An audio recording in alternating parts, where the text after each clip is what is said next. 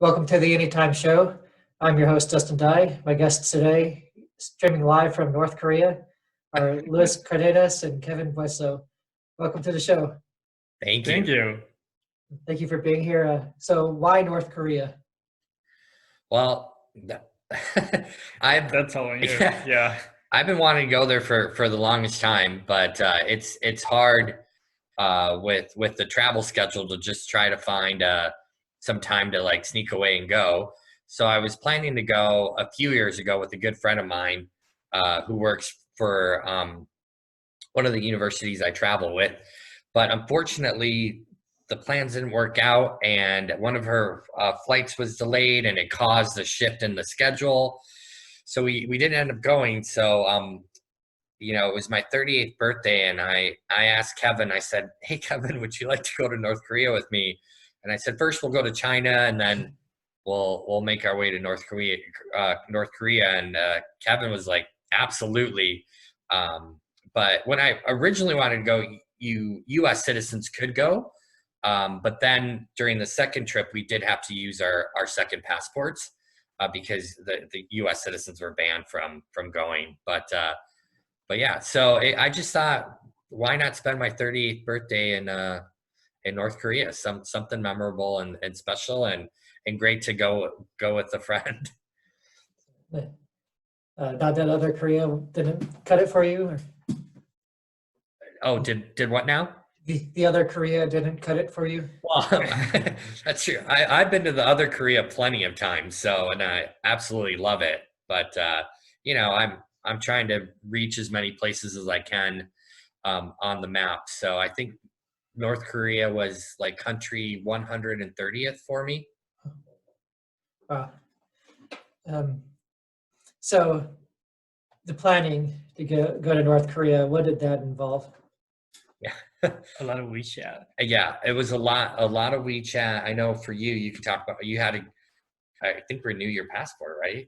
Yeah, well, I had to use my Honduran passport, so just getting that passport was a bit of a challenge. But once I got it, there's an embassy here in Chicago, and so once I got it, it was pretty straightforward.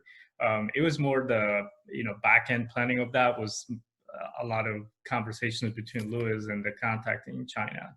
Yeah, so we worked with the contact in China. The company we went with was called Yuri Tours. Fantastic, and yeah, you just send them all your information, the documents, and then in China, in Beijing at the airport, we just met a person who gave us like our official North Korean visa, which was, it was just literally just printed on in color on paper. Yeah. But yeah, no. So it took a lot of planning, just trying to figure out the dates, and then but it all worked out pretty well. So you had to be willing to give a lot of your personal information and just send it out, though. Yeah. So if you're willing to do that, then it's pretty straightforward. Yeah. And there are a couple options to get there. You can do the train, you can fly train, but we really wanted to fly Air Koryo, the North Korean airline. So we were really lucky because Air China normally flies there, but so we didn't know there was going to be Air China or the North Korean airline, but both ways it was the North Korean carrier, national carrier. What was that like? Were folding chairs or? No. I would say the plane was definitely old. The video monitors were the old school monitors. And I swear our flight attendants were the same people that were doing the flight video from like 20 years ago. And they had a meal service. It was kind of like a mystery meat sandwich and some North Korean pop. But it used to be the world's only first one-star airline. But apparently we looked it up, and this year it switched to like a non-rated airline, but allowing passengers to rate it. So now it's like 6 out of 10. But I wouldn't say it was like the worst flight I've ever taken. It was just very, very much an old plane. And I would say, they did the safety videos, but the safety video looked like a jazzercise video from the 1980s. Well, everything pretty much looks that way. Yeah. Once you get on the plane, it's basically you are entering a movie set, if you will, and you're entering a different era. So like going back to 80s, as Louis mentioned, and it's the same. You have obviously the video quality of everything is just it's interesting, but it is right. Louis is right. It seems like it's the same people. They're doing the video, and you're like, wait, aren't you the same? Yeah. I've had the same experience on a Delta flight, where it's the same flight attendant. From the famous. That's kind of cool. That's pretty cool. First celebrity I've ever met. Yeah. You said it wasn't the worst flight, so I'm curious what was the worst flight you've been on? Oh, mine was Bangladesh from Dhaka to Chittagong. That flight, they had to spray the plane for there were so many mosquitoes inside the aircraft that they tell you to cover your mouth while they spray the plane so all the mosquitoes die, and then you take off. And I was stranded in Dhaka airport for like 8 hours. I was coming from East Timor to Dhaka, and the other group was just coming next door from Nepal, and I beat them there coming from all the way from East Timor, but I had to wait at the airport for the group. So I was so hungry, and obviously they're like, do not eat the food on the airplane. And Who said that? Who told you not to eat the food? Yeah, well, yeah, our tour organizer was like, yeah, you really don't want to, but I was just so hungry that I just ate that free sandwich after the fumigation of. Have you ever flown through Air India? Oh yeah. That for me, that has been the worst. Yeah, a flight to Delhi, and it was just basically because the toilets were plugged. So it was just horrible too, but it wasn't as bad as that sounds though. Yeah, that sounds pretty bad. I've had a few bad flights, but no, never had to worry about mosquitoes at least. Yeah, that sounds so horrible. I got kicked out of first class one time, and that didn't sit well, but that was that might have been, wasn't the worst flight, but it was the one that kind of rankled the most. Yeah. So you got on your flight, you made it to North Korea, and then what happens? Yeah, so we were greeted by 2 menders. So all visitors get 2 menders. So whether it was just Kevin by himself or you always get 2 menders. So we had a male mender and a female mender, and then they greeted us at the airport, just super sweet. And they basically just took us to our hotel, which was I forgot the name of the. Oh yeah, it might have been like Curio Hotel. Yeah, I don't remember exactly. Yeah, so it was like the foreigner hotel. It's the only hotel where foreigners are allowed to stay at. But I remember the airport was very empty. I mean, Air Curio only flies to like 7 destinations worldwide, but airport was rather empty. But yeah, we checked into the hotel, and the hotel, the hallways only had 1 or 2 rooms maximum. And the one thing is you did have to surrender your passports. Oh yeah. Yeah. Oh. So so the mentor's like, yeah, the hotel just wants to keep them for safekeeping. And we're like, we both were like, we have our U.S. passports in case we need to run. Right. We're like, I guess we could surrender our Mexican and Honduran passports, go for it. So that would probably one thing that, I've never been to a country where I had to surrender my passport before. So that might freak some people out, but for us, we're like, we're here, we made it. So yeah, but you could talk about the hotel and. Yeah, and the people that were with us that were just kind of guiding us, they were very, very nice, they spoke English very well, so it was kind of easy to understand what was happening, and they were very good about explaining how it worked. In the hotel, when we got there, it's like Lou said, it was pretty empty. I kind of think about they were preparing for coronavirus as things look social distancing, but in any case, I was just like shocked that there was like nobody there, and when we got there, people, they already had our information, so they they had where we're going to stay and explaining how that worked. But when we looked around, it really felt like, there were eyes on us all the time. Yeah. So that was sort of a interesting feeling, because, you kind of could feel that everything you did was being like watched. Yeah. So, were you apprehensive at all about going or while you were there? Well, I mean, I scrubbed my phone because they said that they might check your phone, but they didn't really check anything. You could take photos, you just couldn't, and you could take videos, you just couldn't record any military activity. That was the only thing. So they were great about laying down the rules. We couldn't wander from the hotel, and we weren't supposed to take photos from the windows of the hotel, but we totally did. But the hotel room itself, Dustin, was very unique. Like, I mean, this was a luxury hotel, but Like it the felt Four like Seasons? Or? it felt more like a 1 or 2 star Russian hotel. I mean, it still had like the old style radio, but I mean, it had a flat screen TV and it had BBC, CNN, and then all the local channels. There was no door to like the sleeping quarters, but the like the entry area had a massive window that stretched from the edge of the room all the way to the bathroom. So I swear it was a two-way mirror.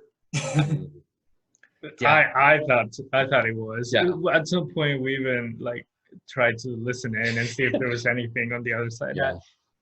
I think there were people on the other side. Yeah, I do too. Yeah. But and then I try to do quirky things like I got into the hotel elevator and I pushed the buttons to every floor.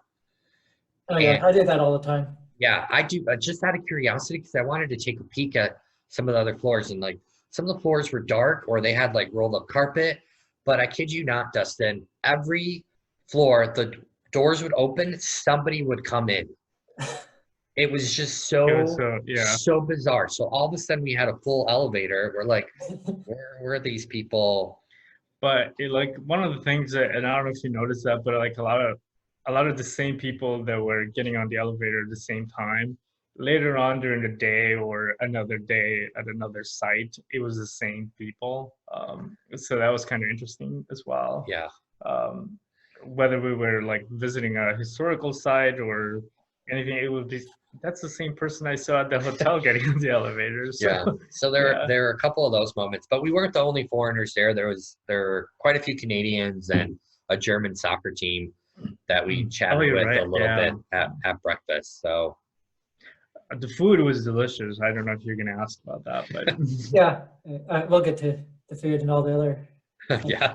Well, there is a way to check if it's a two-way mirror. It's I don't know exactly, but it's like you put your finger like right up to it and like touch it, and like if it's I don't remember which is which, but like a one-way mirror will have like a slight like a ever slight like kind of gap, and the two-way mirror won't.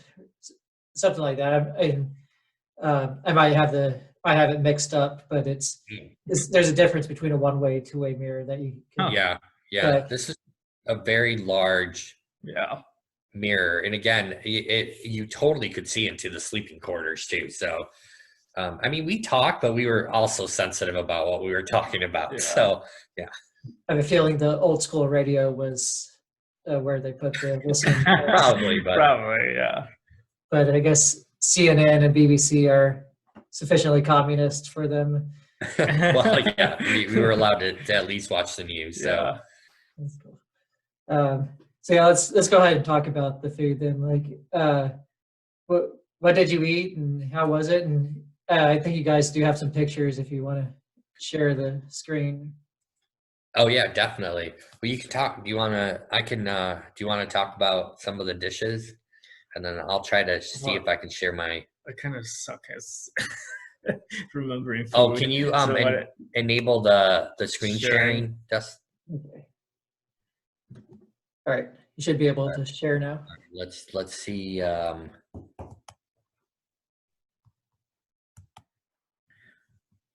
don't know if we. Yeah, hopefully this will. Can you see the photos? Yeah, I see it. I see your All right, so here's one. I'll pick on Kevin. So these are the famous Pyongyang cold noodles. Okay. That you can actually get outside of North. I mean, you can get them in some large metropolitan areas too, but that's like the famous dish. Are those And French fries? those are French fries. Yeah, yep, those are French fries. And the really neat thing is that in every restaurant there would only be one or two other people eating there. So that was that was a little bit strange. So we never went to a place where it was completely jam packed, up full of people eating. So yeah, but that was one of the dishes. The one thing I will tell you, Dustin, is that they fed us. I mean, we were only two people, but they fed us.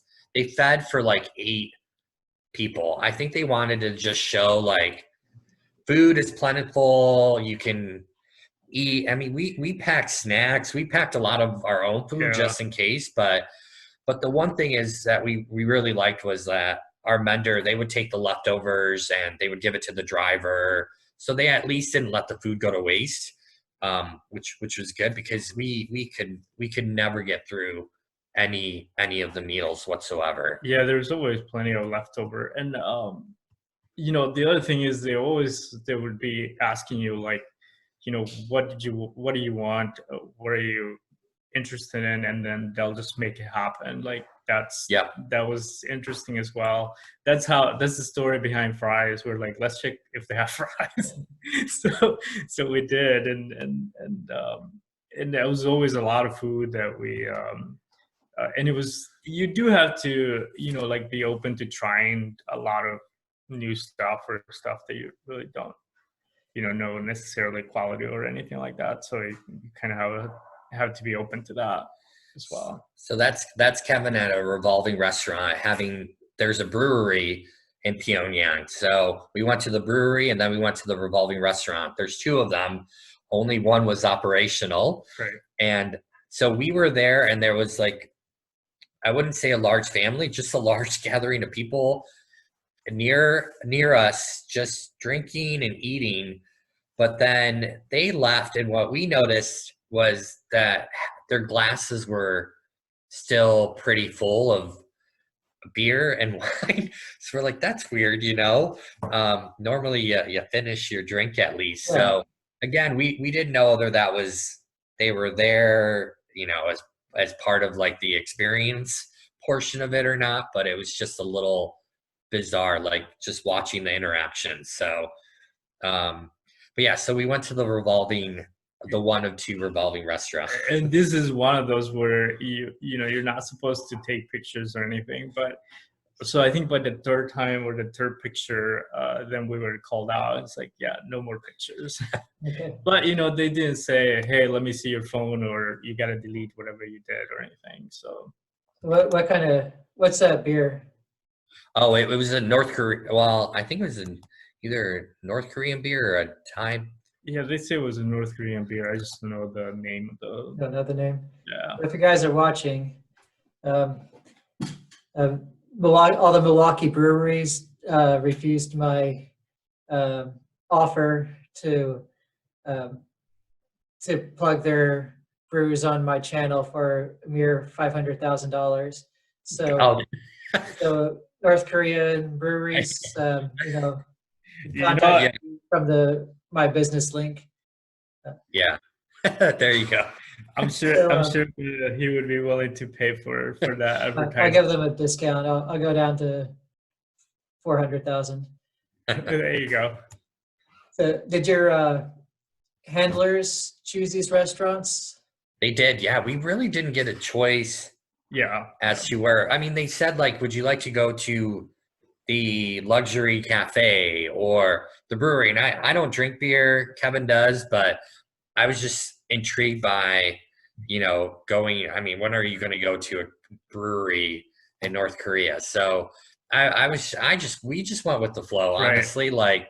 Like, the one thing they did ask us in terms of activities, they took us to a shooting range and an archery range. I love archery. Anywhere I can go for archery. And then for the shooting range, I'm like, this is going to be really interesting because I bet like the guns are pretty old or pretty unique. AK-40 Soviet. Yeah. So we did that, and it was just all part of the. Didn't we have the options to like shoot live animals too? Oh yeah. Oh, absolutely. Yeah. You so- could shoot your dinner, so you could shoot, like a chicken or and they would cook it up for you, as well. Can we look at the other food before we go to the archery? Oh yeah. Yep. The other food. So yeah, I would just say the other food was just. I mean, if you've been to South Korea, I wouldn't. I mean, you could probably get things very similar in China and South Korea too. So the death by 1,000 dishes. Yes, yeah. Yeah, and that's like half of the table. So if you were to pan out on Lewis's, Lewis has as many plates and everything. So throughout the whole trip, I was always full. Yeah. And no more food. But they were always very like Lewis said, here are the options that you can go to, but we couldn't really just say, oh, can we just go to check a random place? We really couldn't. Yeah. Okay, so let's look at the archery since. Oh yeah. So I'll just pull up a couple photos. I know I've been picking on Kevin, but I mean, this archery range was, I mean, they had like prizes for you, but we went ahead and took advantage of it, and you shot balloons and it was just, I mean, if you want to go bowling, they would take you to the bowling alley. If you wanted to go swimming, they would take you to swimming. I think that if you were willing to pay for whatever, I think if you wanted to pay, you probably could have met Kim Jong-un. Seriously, if you're willing to pay the price, that probably could have been arranged as part of the tour package. So customizable in the sense that I was like, heck yeah, I'll go, shoot some guns or shoot some bow and arrows. Yeah, but everything, pretty much anything you wanted to do it was really possible, and you were just willing to, if you were willing to pay for it, you could just be able to experience anything that you wanted. Yeah, the one thing you could not negotiate on, Dustin, is you had to go to the War Museum. Yeah, and that was probably the least exciting thing for me. I mean, this thing was insane. It had a revolving like panoramic history of North Korea and the war. Yeah.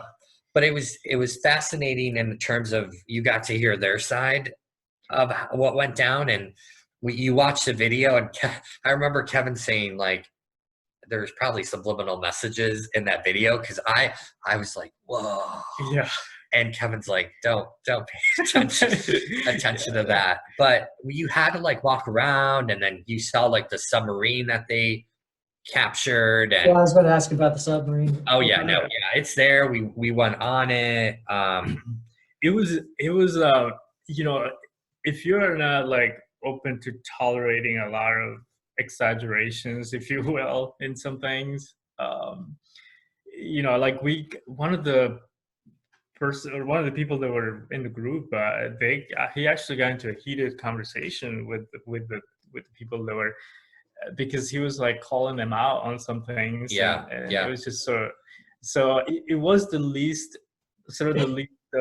exciting part of the tour, but at the same time it was interesting to see their viewpoint and how they tell their story.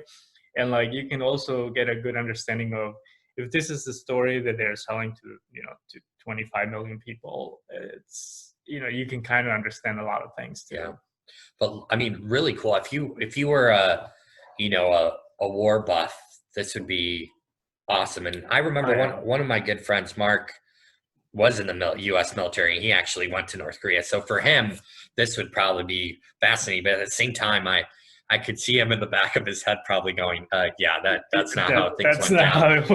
But yeah, this Kevin was mentioning there was a Canadian with another mender that was, with us. There were only 3 of us, I think. And we remember we walked out, we were walking, and we could see the mender and like an office, somebody talking to this Canadian and telling them like, you need to stop like prying into, you know, questions. So the guy who was pushing back was the Canadian. Yeah. So anyone ever hear from him again? Well, we didn't see him on the flight. No. We never saw him again. Yeah. So. Well, the one thing though, Dustin, our mentors loved is we wore our North Korean flag pins on our heart, but we didn't wear the one that everybody wears with Kim Jong Il or Kim Jong Un and the flag. Like we're like we're not, you know, we're not there yet. But we wanted to just show a sign of respect because we saw that everybody was wearing that. And they totally noticed that. And they're like, thank you so much for just being so considerate and just doing that. We really appreciate it. But again, we weren't there to stir up trouble. We were there out of genuine curiosity. And that museum was a massive war museum. I mean, you walk in and there is a statue of Kim Jong Il. I think it's Kim Jong Il. Mm-hmm. That's like beyond, it was insane how big it was.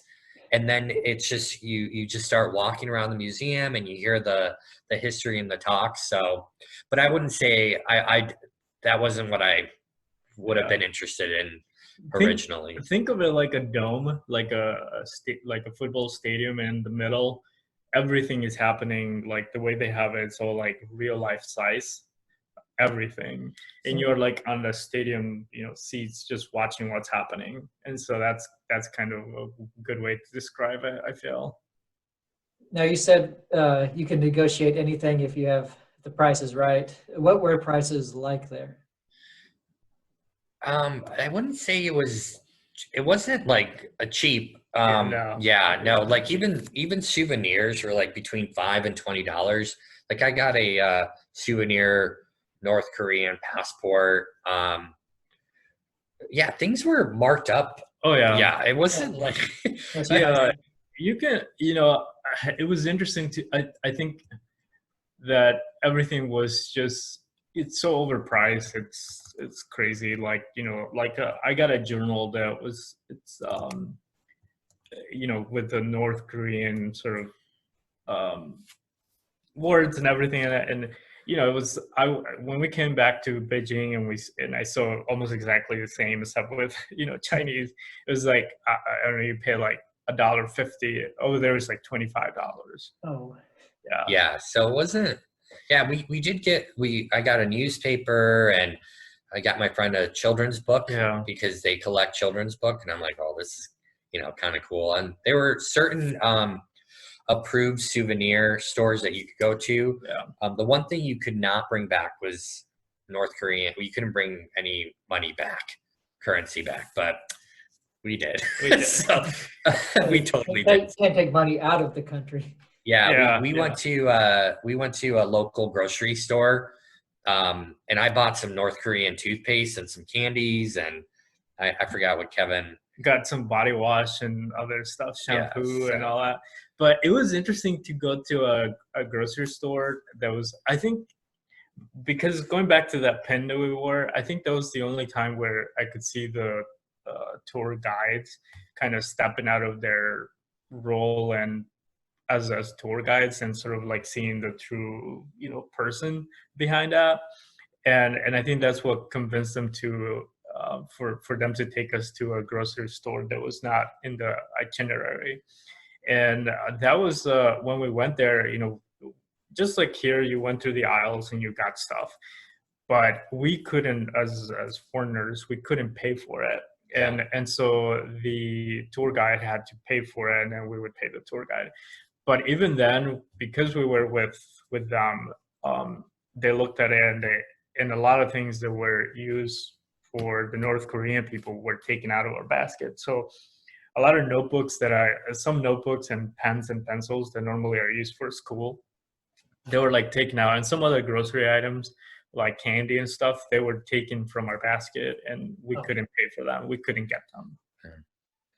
And I just assumed, I'm like, I don't know where the nearest North Korean candy factory is, but I just assume it's all made in China probably and just repackaged But it was a cool experience to actually go to like a local grocery store, and that was the first time where I told Kevin I felt like a foreigner, because I mean you would, when you were walking down the streets, people wouldn't stare at all, Dustin. Like they would look at you with their eyeballs, would move, and then they just keep on their way. But at the grocery store, I do remember a little girl tugging on her mom's coat and just saying, yeah, pointing at us and stuff. And she just pointed like, yeah. So that, that was something, definitely one of the memorable points on the trip. So I see you have that building there. I mean, I guess that's why you can't take money out of the country, because they have to finish. They have to, the world's tallest hotel. I took a video of it. Let me see if I can show you that. So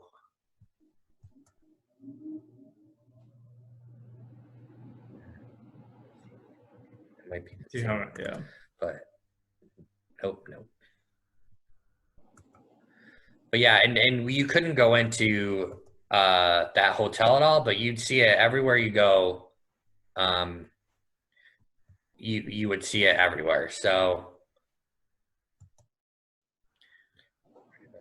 and the things that they would tell you about it is that it is operational, and it wasn't just it was like overbooked or some sort of story that wouldn't really.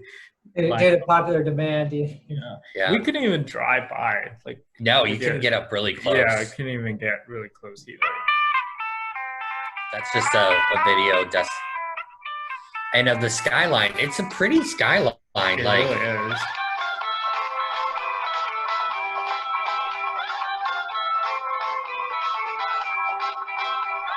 Not very many cars. Very quiet. Very peaceful. But yeah, you look at the highway there. That's how it always was. But look at how many cars are on the street. Yeah.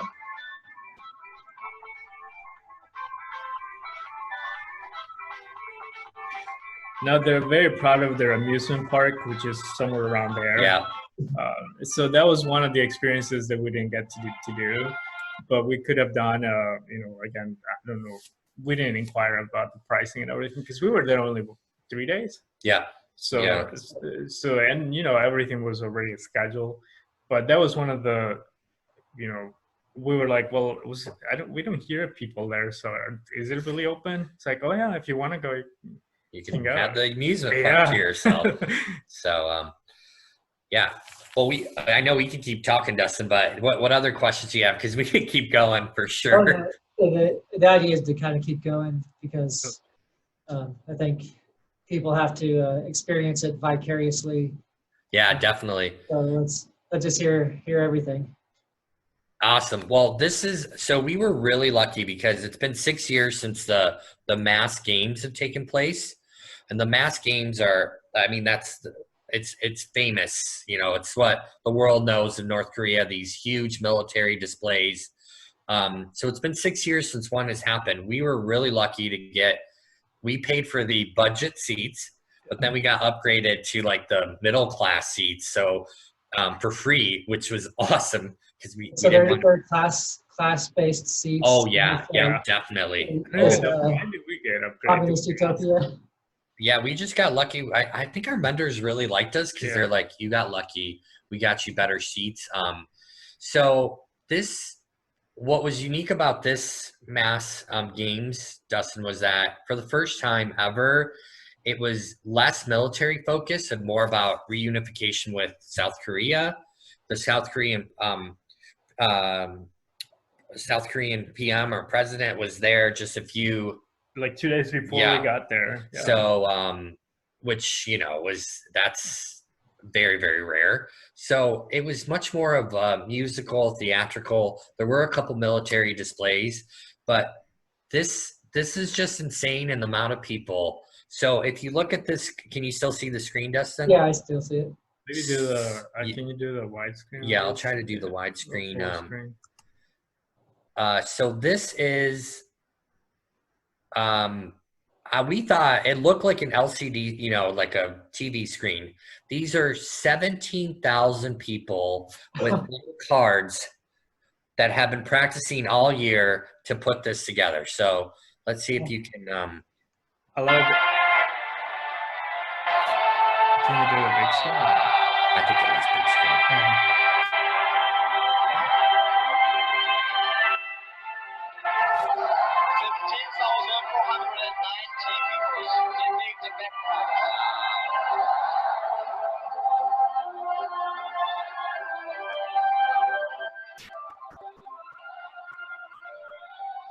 Isn't that insane? Yeah, that's the sort of thing that needs a I mean, central look at planning. how People with their hands and bodies moving, and a lot of them children too.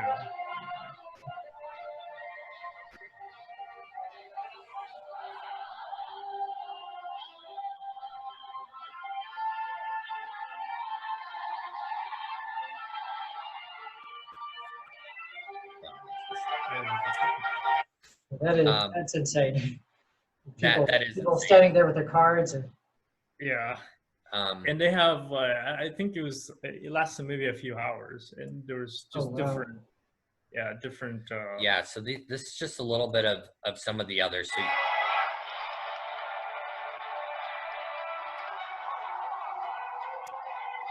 So imagine 17,000 in the stands, but look at all 10,000. That was a Taekwondo demonstration. so there are more people performing than are in the stands. Did I hear that right?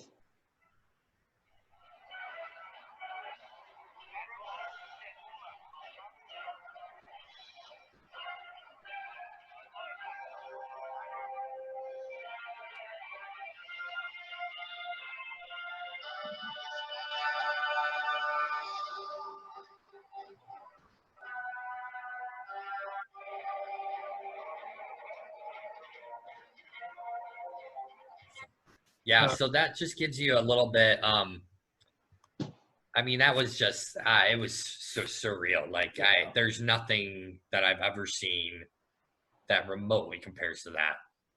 Did you say there were more people performing than in the stands? I would probably say yeah, there were, and I know there were some tourists there from China and other parts of the world as well, but definitely more people were performing than were actually in the stands. But and this goes on for it's really up to the what president, whatever his title is, when it ends. So you really never know. Like it could end tomorrow, it could end in a month. Yeah, so as long as the supreme leader decides, they just keep on going, and every day it's the same show over and over again. But people they rehearse all year for this. So That's amazing. Is that the train station you're hovering over there? Yep. Yeah. So this was the old Soviet train station. It's, I believe, the world's deepest train station. It used to be a fallout. It was going to be for a fallout shelter for the country. So they were our tour guides. The two. Okay, there's two people next to you. They were very nice people. Yeah, I want to ask about the people that you encountered or interacted with. Were you able to talk to many people other than your guides? Yeah, not really. No, that was unfortunate. I'm one of my goals after the mass games. I'm like, I want to get somebody to just wave and smile at me. So I was in the van and I found somebody and I just waved and then I smiled and they waved and smiled back and I was like, yes, score. Yeah. But yeah, like we couldn't. And again, you saw people walking by. They didn't stare. They went about their business. And that was, those rail cars are as old as old can be. They're not modern or anything else. They're very Soviet. Sure, we got on one, and it was just from us. It was from one station to the other, but it was definitely a experience that I think it's worth it. And you know, it was at least the people that were around us and everything, they were very personable and good to, I guess, work with to do these. So we talked about the show and the archery range. Yeah. In the grocery store. Were there any other experiences? Oh yeah. Yeah. So the other one, so we went to the, what I would call, I guess, the grand library there. Oh, yeah. Okay, yeah. Yeah, and it's funny because my friend Jack from Scotland went to North Korea like 18 years ago, and he said, you know, they were so excited. They're like, we have books in English, and they brought out Uncle Tom's Cabin, and he, you know, like this old copy. So that always stuck in my head because Jack's been, you know, he was like a trailblazer going to North Korea before it was even the thing to do. So I kid you not, Dustin, we went and they're like, we have books in English. And they pulled out Uncle Tom's Cabin, and I couldn't wait to get back to China to message my buddy Jack and say, look, mate, you will not believe what happened. He's like, it's probably the same book they showed me 18 years ago. Yeah, I'm positive. That's an interesting selection because it is very. I think it's. I don't know what other books they might have, but that's kind of like this. Here's America for you. They did offer a lot of like, I don't know if in their mind these were, you know, maybe it's a selection of controversial books that they have, but they were like, you know, if you want to read Harry Potter, it's available here if you want it. And it's like, we got the entire series and everything. So it's like, they do their research, Dustin, because they knew where I worked, and they're like, oh, Michigan State is famous for agricultural. So we went to this little place, this little conveyor belt spits out a book like from the 1960s on agro science. And they're like, oh, you're Mexican. You like Mexican food. So they pull out like a Mexican cookbook. They pulled out Harry Potter for Kevin. Yeah. And he's like, how do they know I like Harry Potter? So they totally do their research before you go. A lot of personal questions. Our vendors, details. Yeah. Like, are you married? Do you own? Do you rent? Do you this or that? Back to the mass games, they do give you a souvenir. It's like a credit card with a USB chip. And I told Kevin, I'm like, do not take that home because you plug it into your computer. Oh yeah. Yeah. So we just we left the USB in our hotel room. But back to the library, Dustin. So we're walking through this massive library. It's really cool. And I mean, it's actually the day of my birthday. And I mean, I have no way. This is completely funded by myself. Like, they're not affiliated with the university, but clearly they knew where I worked and stuff. But they said, well, Lewis, we know you work at Michigan State and you work with students. Would you like to meet some English language students? And I flip I mean, I'm like, you've got to be kidding me. This is like the best birthday present ever. So they took us to this room. Can you see it on the screen, Dustin? Yeah, I see it. And you can see these are like Microsoft Windows 95.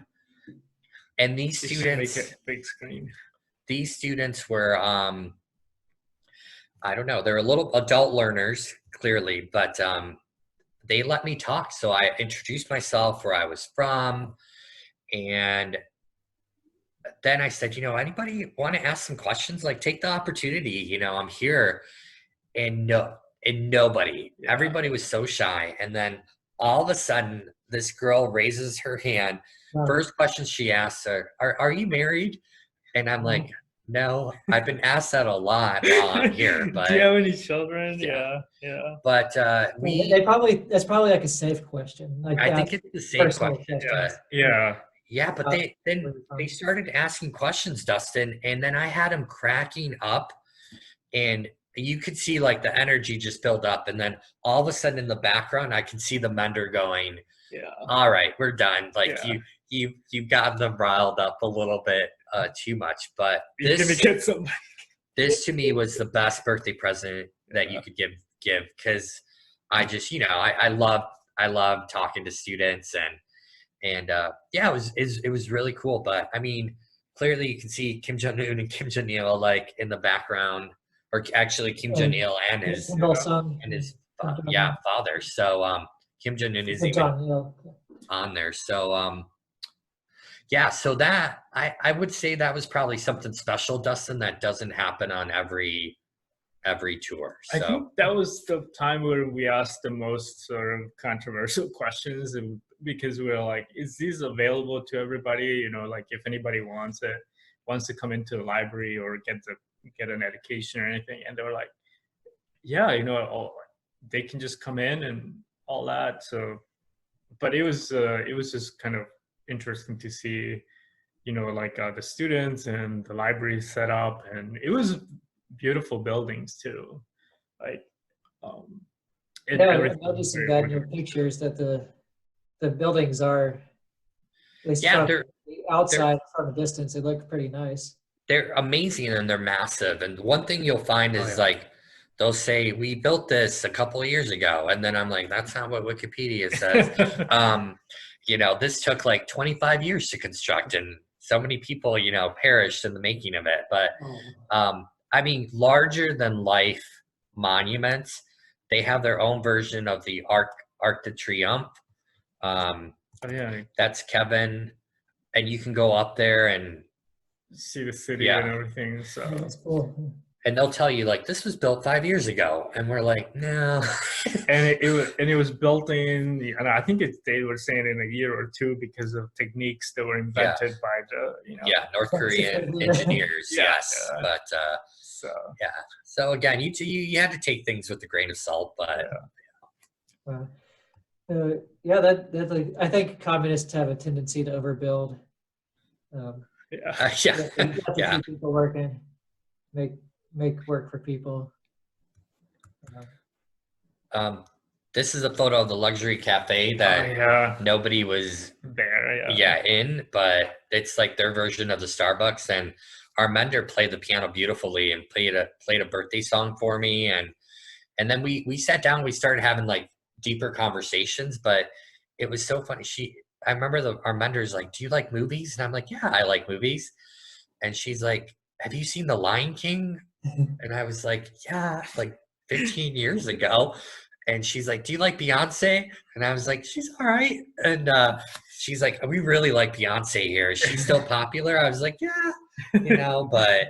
I think what was the movie that they like referenced? It was, I don't know, maybe 2000 was when it came out, but it was, I mean, this was 2018. And that was the first time that, you know, they were like watching it, or there was a movie that they referenced. I can't remember what it was, but I was like, yeah, that was very popular back in 2000 or, you know. Sounds like the Midwest.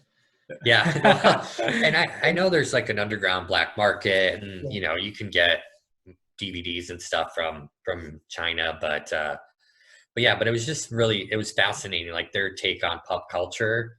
But we just went with it.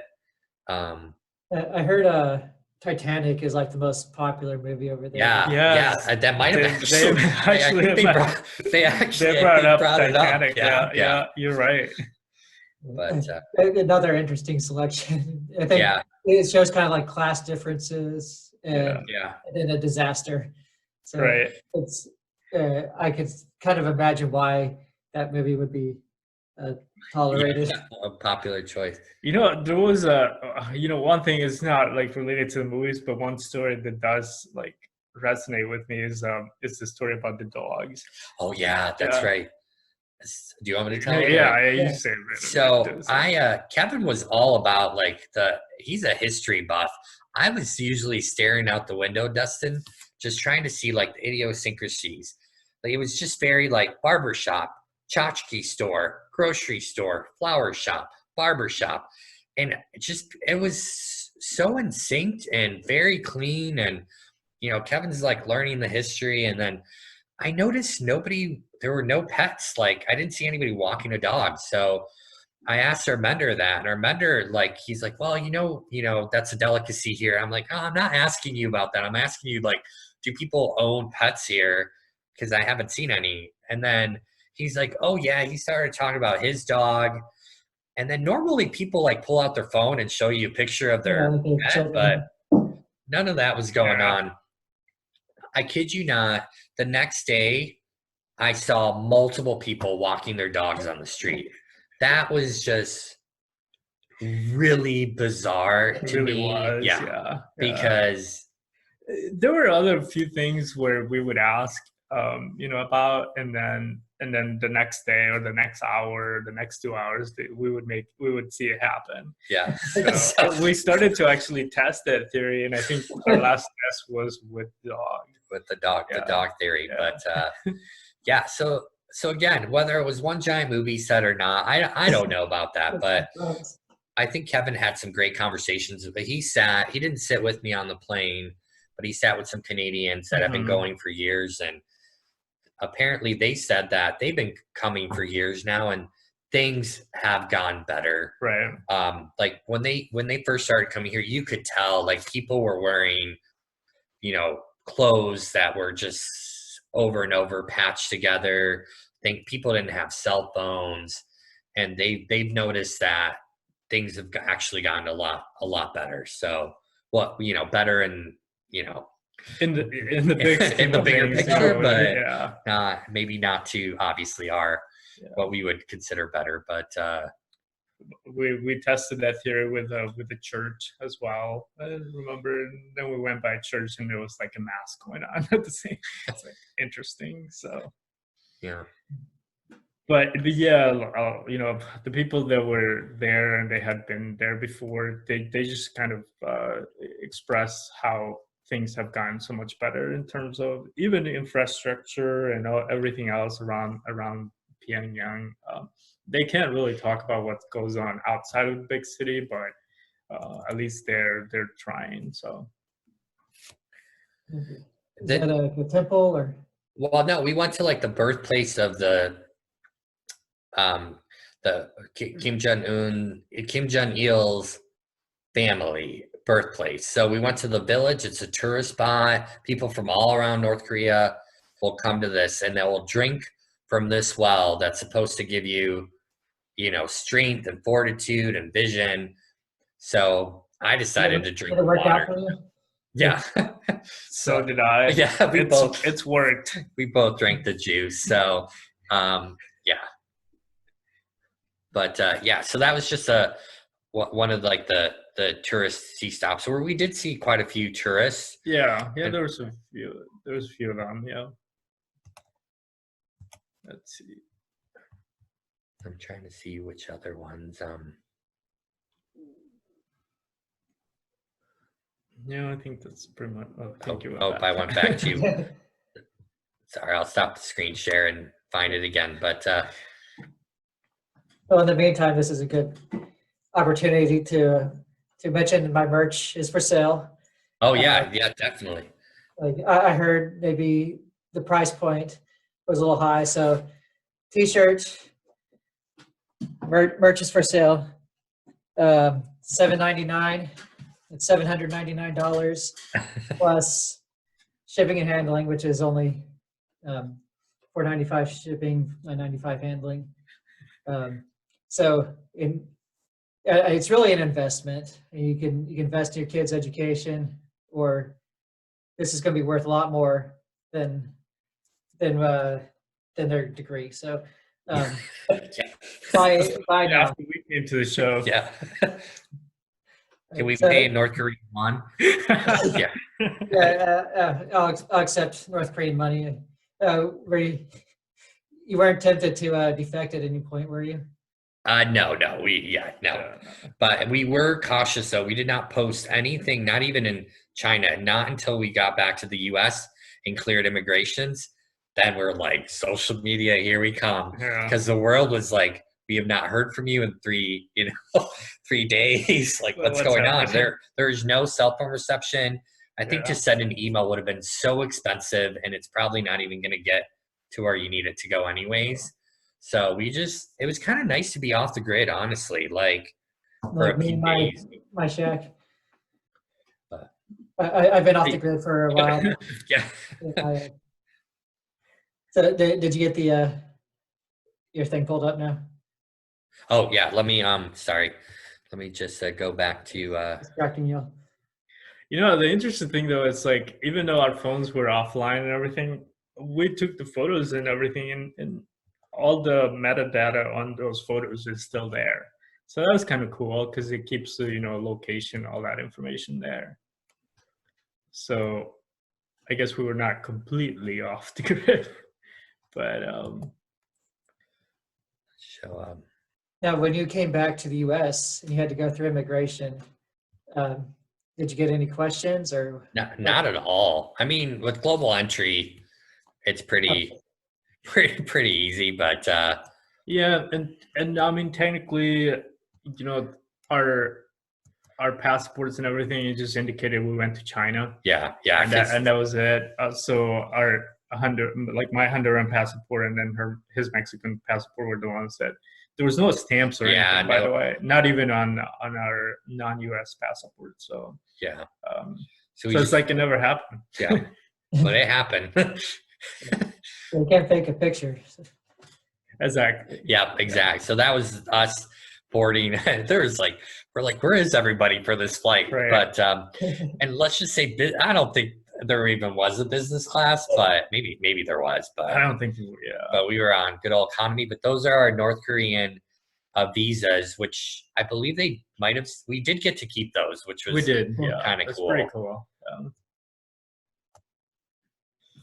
Are we late for lunch? Again, surprised in their classless society, they have business class and economy. Yeah, no, they definitely did on the plane, but and flying back there was like nobody in the airport whatsoever. That's us in the subway. Yeah. Snapping a photo, and those are some locals too. Yeah. Probably don't like being in a little grainy, but we were trying to snap it without getting caught, I guess. Yeah. But yeah, I mean that's I remember before we left, it was raining, and our vendor said North Korea was crying because you're leaving. So we're like, oh, but yeah, that really was stuck in the back of my mind. Yeah, our vendors were actually really nice. But so this is the airport on our flight home. Nice. It's going to 3 destinations, and there is nobody there. Yeah. So 3 flights a day to China. And... Yep. Yeah, pretty much. That's it. They weren't even flying to Singapore or anywhere else at that time. Yeah, because they used to fly to like Russia and Singapore as well, but not this time. This might have been. Oh yeah, this was with the Mexican cookbook. I was like, I'm like, I wanted to say like, where can you get avocados to make some guacamole? Because yeah, but can we get some tacos? Yeah. But yeah, so that's just a little bit. I'm sure. I mean, we probably forgot quite a bit of stuff, Dustin. But no, that was cool.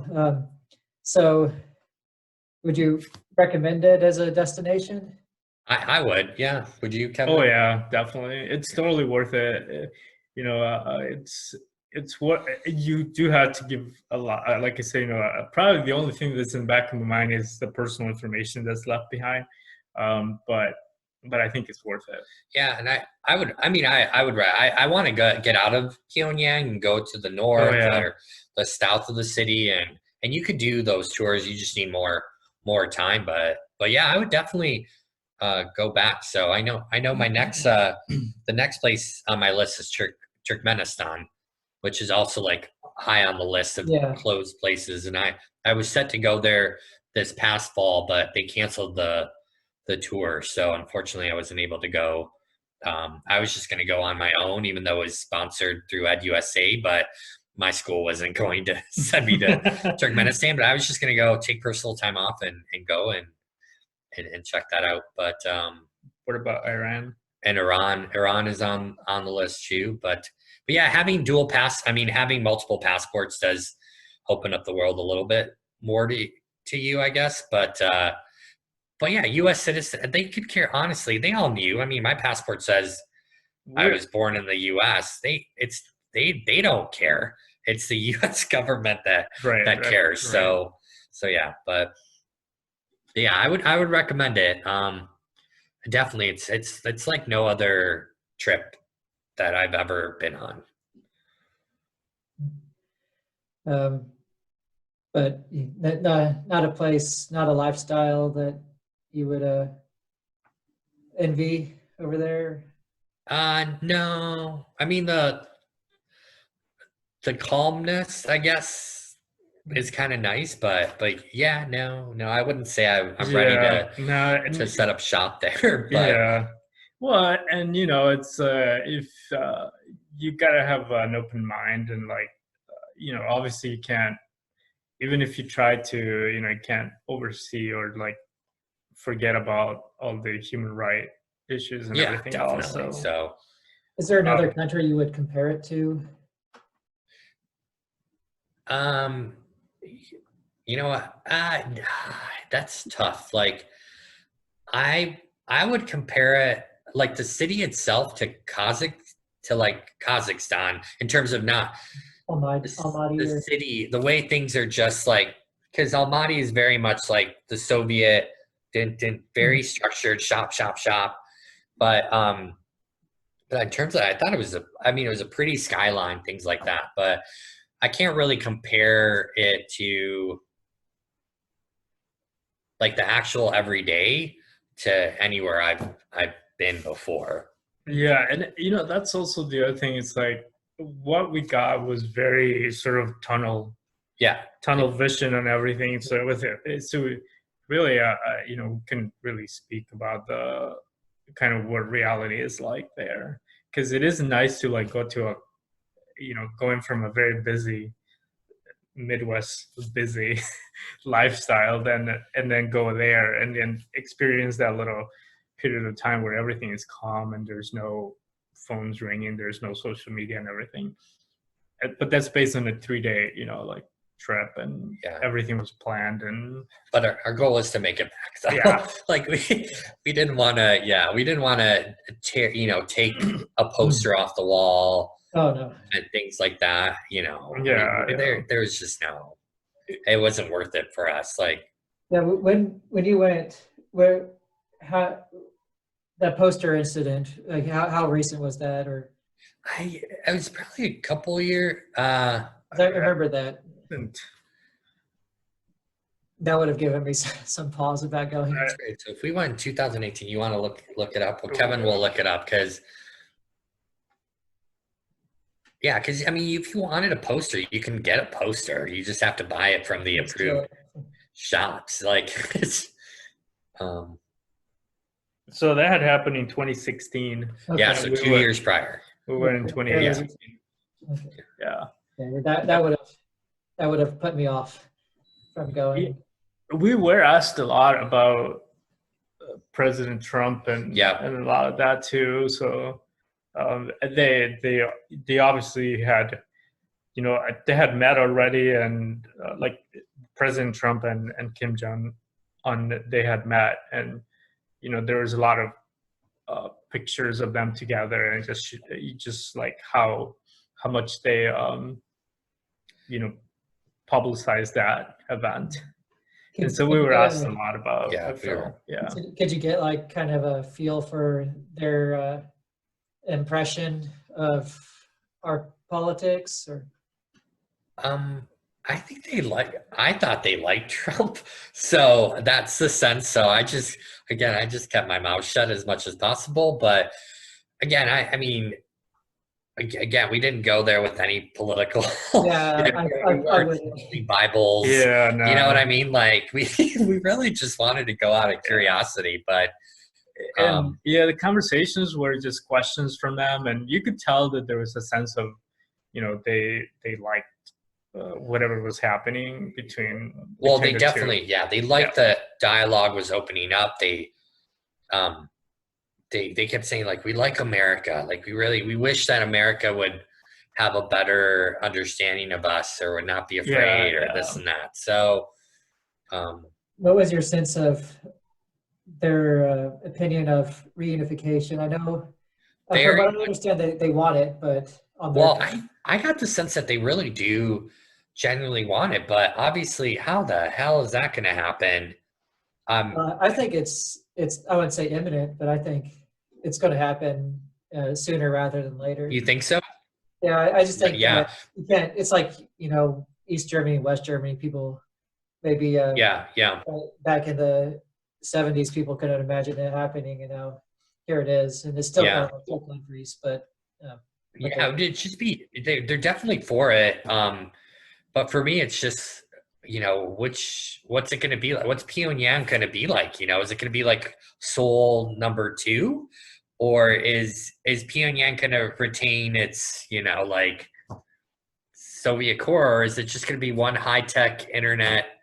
You know, I just don't know. I don't know how that's going to happen, but It's bound to be like, if it does, what I kind of see is like right now, whatever is there, it can't support the what's needed really for a modern society, if you will. So a lot of that would have to be yeah, that's fascinating. Like, to me, I think they might have a better chance of like having to be part of China. You know what I mean? Like, in terms of just northern China, but I don't know, because that's fascinating. I mean, that'd be great, because obviously for the families that have been torn and human rights issues, things like that. And again, I'm not to say South Korea doesn't have its fair share of corrupt politics and bad issues, but not too long ago.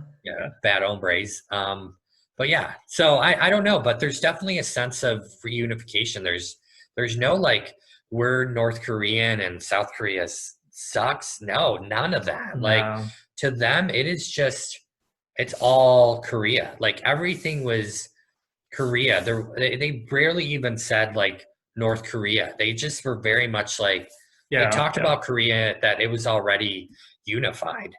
That's that was really interesting too. I should have mentioned that earlier, but Well, I think they're one people, and I think that's why they would unite with the South rather than with China, is because they are one people.